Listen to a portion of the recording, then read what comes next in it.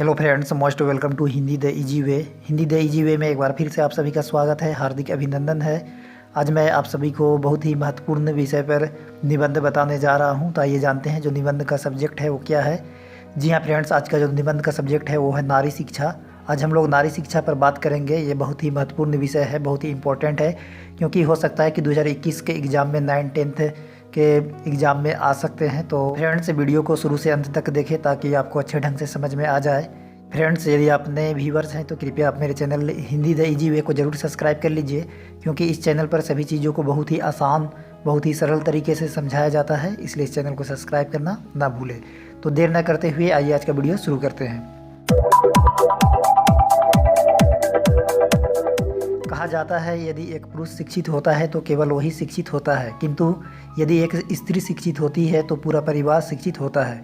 जी हाँ फ्रेंड्स, ऐसा कहा जाता है कि यदि घर की महिलाएं शिक्षित है, यदि एक माँ शिक्षित है तो वह पूरे परिवार को शिक्षित कर देती है। और जैसा कि हम जानते हैं कि जितनी भी घर की जिम्मेदारियां होती है वो सबसे ज़्यादा जो भार होता है वो माँ की कंधों पर होता है। तो जब तक नारी स्त्री शिक्षित नहीं होगी तब तक के माँ शिक्षित नहीं होगी, और जब माँ शिक्षित नहीं होगी तो उसके जो बच्चे हैं, संतान हैं, वो शिक्षित नहीं होंगे।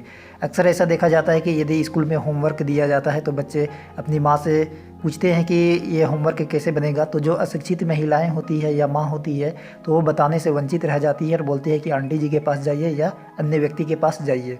तो इसलिए यह बहुत ज़रूरी है कि स्त्री नारी की शिक्षा बहुत ही महत्वपूर्ण स्थान रखती है। देश की उन्नति तरक्की के लिए भी नारियों का जो शिक्षा है वो बहुत भी महत्वपूर्ण होता है, क्योंकि ऐसा देखा जाता है कि आजकल जो नारियां हैं वो सभी जगहों पर अपना योगदान दे रही हैं, चाहे वह एजुकेशन हो, चाहे वह साइंस का क्षेत्र हो या कोई भी क्षेत्र हो।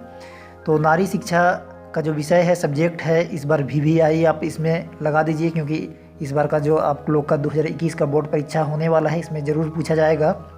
इससे स्त्री शिक्षा के महत्व का अनुमान लगाया जा सकता है। जी हाँ फ्रेंड्स, जो स्त्री शिक्षा का जो महत्व है, क्यों ज़रूरी है, इस बात से अनुमान लगाया जा सकता है कि एक परिवार का जो भार होता है वो सबसे ज़्यादा स्त्रियों के कंधों पर ही होता है।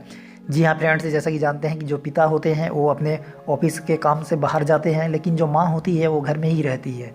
और यदि वह शिक्षित है तो वह अच्छे ढंग से अपने बच्चे को होमवर्क बनवा सकती है और उसे बता सकती है। तो इसलिए बहुत ही महत्वपूर्ण स्थान है।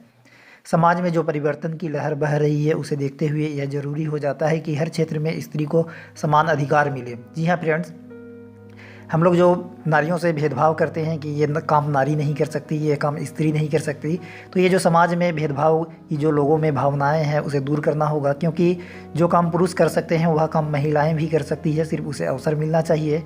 जी हाँ फ्रेंड्स, यदि किसी के मन में ये बात है कि ये काम नारी नहीं कर सकती तो ये गलत सोच है। जी हाँ फ्रेंड्स, नारी वह काम कर सकती है जो पुरुष कर सकता है।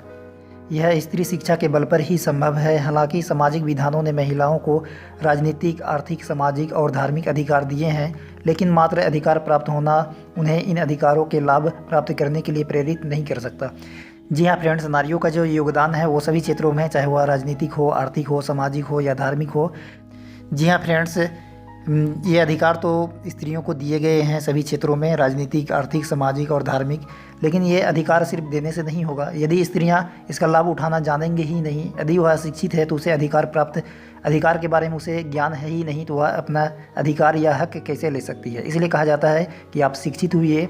यदि आप शिक्षित हो जाएंगे तो आपका जो हक है, आपका जो अधिकार है, वह कानूनी प्रक्रिया से आप लड़के ले सकते हैं।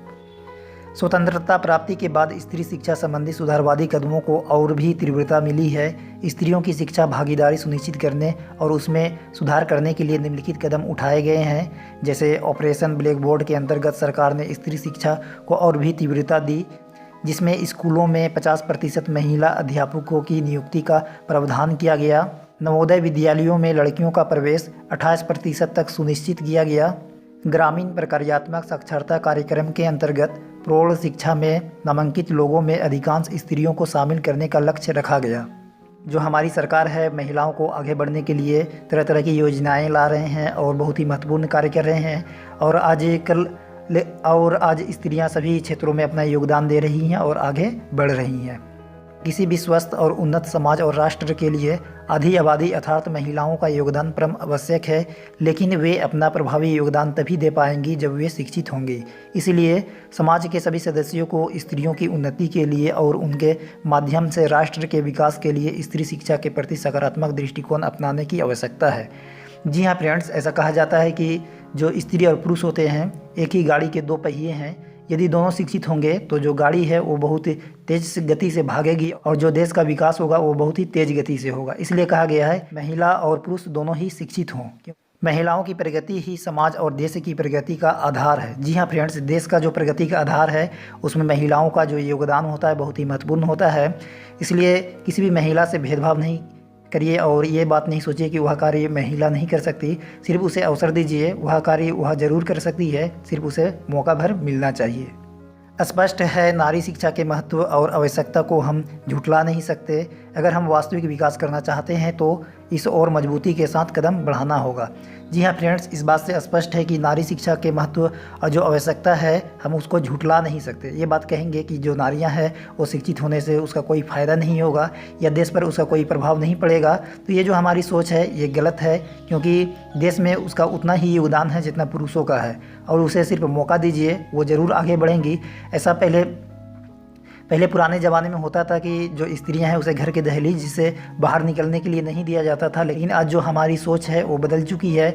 आज भी लड़कियां अपने पैरों के बल पर स्कूल साइकिल चलाकर जा रही हैं और शिक्षित हो रही हैं। ये बड़े गर्व की बात है और हमारा देश आज विकास की बुलंदियों को छू रहा है। तो फ्रेंड्स, उम्मीद करता हूँ कि आज का निबंध आप सभी को पसंद आया होगा। यदि अच्छा लगे तो आप मेरे चैनल हिंदी द इजी वे को ज़रूर सब्सक्राइब कर लीजिए, क्योंकि इस चैनल पर सभी चीज़ों को बहुत ही सरल तरीके से समझाया जाता है, इसलिए इस चैनल को सब्सक्राइब करना ना भूलें। फ्रेंड्स, मेरा एक और एजुकेशनल चैनल है TRM एजुकेशन। इस चैनल के साथ भी आप जुड़ सकते हैं, क्योंकि इस चैनल पर जितने भी जीवन परिचय है, चाहे वह लेखक का हो या कवि का हो, इस चैनल पर बताया जाता है। तो फ्रेंड्स, आज का वीडियो यहीं तक। धन्यवाद। Thanks for watching Hindi the easy वे। आपका दिन शुभ हो।